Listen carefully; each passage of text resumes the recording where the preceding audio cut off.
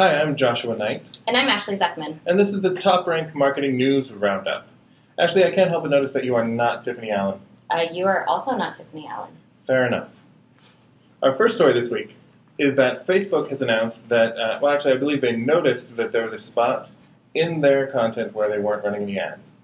And like, oh my gosh, we have to fix this immediately. So what they're going to do is test, just to kind of pilot, running live ads in the middle of live streams. So that sounds terrible. Yeah, kind of. I mean, we know Zuckerberg doesn't like pre-roll ads. He thinks they detract from the experience. He doesn't believe that stopping something in the middle and running an ad is going to detract from the experience. So they're going to try it out. Going to be 15-second ads in the middle of broadcasts.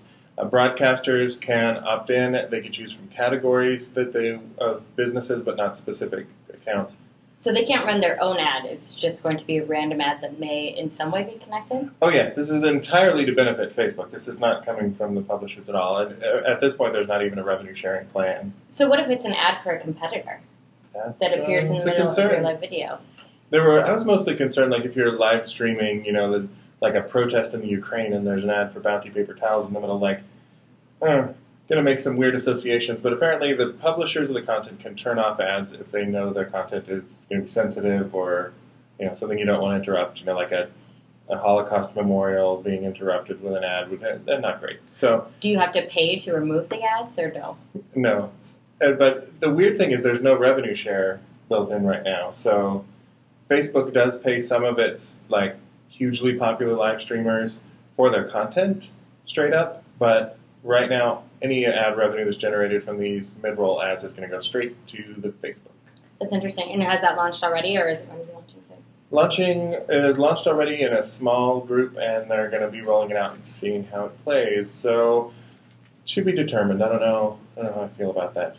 Sorry for all of the questions. I considered you the expert since you brought it up. Mm-hmm. I apologize. Okay. So I guess while we're talking about live video, there was another news story this week, and LinkedIn has officially gone native. So they are testing native videos on LinkedIn, but for right now they're doing it with a select group of, I believe, 500 influencers. Mm-hmm.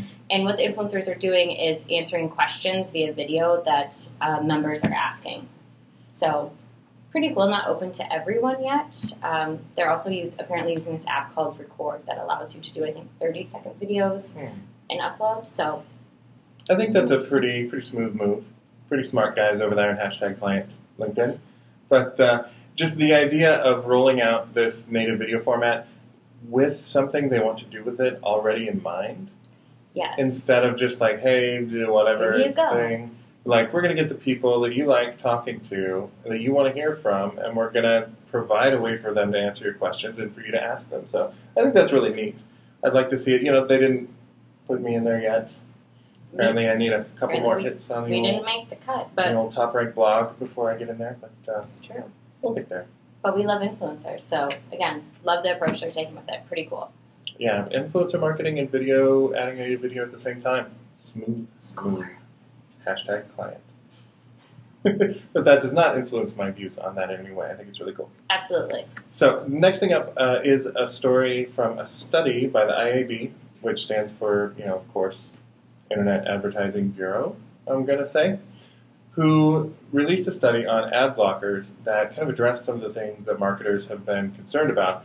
I mean, ad blockers are the boogeyman under the bed and in the closet for marketers that I actually tell my son stories about ad blockers when he's being kind of a jerk, so that he'll have nightmares later in the evening. Just like the rest of us do? Mm-hmm. I mean, why should he feel innocent and at peace with the world just because he's 7? That's not how the world works. The world works in a way that requires ad blockers. So what this study showed is that, what my favorite stat from it, 40% of the people that they surveyed thought they had an ad blocker but didn't. They had a virus program or a pop-up blocker. Chrome's native pop-up blocker was confused for ad block a couple of times. So nearly half of the people in the survey thought they had one and didn't. 17% who did not have one were thinking of blocking ads because sometimes you're reading and then an ad just kind of slides in and covers everything you're looking at, or slides down, covers what you're looking at, or crashes your browser on your phone. No big deal. Yeah, so those kind of practices are what make people think that they would like to block ads. It turns out about 26% of the people actually had them. The 20%, that they thought was interesting, were past users that had them before and had taken them off. And the top reasons that they'd taken them off were that the ad blocker itself was blocking content on a site, or that the publisher had a note at the top that said, if you want to see the content the way it's meant to be seen, you've got to turn off your ad blocker. And then presumably did not have crappy interstitial ads once they turned it off. So I think the way forward from this is pretty clear. If you want people to not block your ads, don't make them annoying. And it's okay to ask to remove the ad blocker, but that you're setting up an expectation that you should be prepared to meet. And you better create a pretty good experience for people if you're going to ask them to do that, because then it will affect how they see other sites as well. So they turn it off and you give them a great experience, awesome, but they may go somewhere else that doesn't. Yeah, so marketers, we're all in this together. We we'll want figure people it to out. see our stuff. Yeah. Also, native content does not get blocked. That's good. Mm-hmm. Good to know. Okay, awesome. Again, speaking of advertising, I feel like our stories are very intertwined today.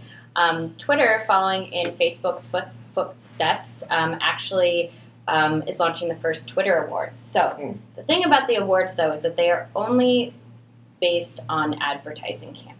Of course, because that's how Twitter makes money. So they're providing awards in 6 different categories based on these campaigns, and it ranges on everything from hashtag creativity, of course, to hashtag scale. So kind of determining which, from the creativity standpoint, like maybe what campaign really capitalized on this awesome event and really made it a huge part of their campaign. It was very successful.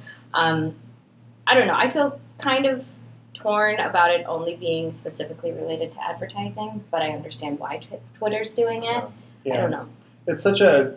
Twitter is such a huge user base that it seems like trying to single out individual people who are tweeting or like the best reply, the best hashtag, whatever, would be kind of tricky. That's true. It would be easier to mine the data if it's based on advertising. I think it definitely makes it more that only marketers and advertisers are going to care about this thing, whereas they could have had a chance to rally a lot of their user base around audience. people. Yeah, I mean, it'll be interesting to see how, the award ceremony goes, what sort of approach they'll take with that, and if accepted speeches must be 140 characters or less, or if they're going to open that up a little bit. I don't know if people want an image, might be less. A live video or something. I'm waiting, actually, for Kanye West to tweet in the middle, like, hashtag hold up, hashtag I'm going to let you finish, hashtag but Beyonce had the best hashtag this year. Hashtag my award. Right? For president. Hashtag Jesus. Exactly. Well, that's the end of our hashtag roundup this week. If you would like to hear more from TopRank, you can follow us at TopRank on Twitter. You can subscribe to this here channel where we'll post more of these here videos and other videos of interest to people who like watching things. About stuff. You can read the entire post on the TopRank marketing blog if you are not already there. And you can follow me at Nite Writes on Twitter. That's Nite Writes, because my ancestors did not know how to spell. That's cute. I like it. And you can follow me at Zeckman on Twitter. Yep, and we're at TopRank on Twitter. Thanks for tuning in, and we'll see you next week. Thanks. Bye.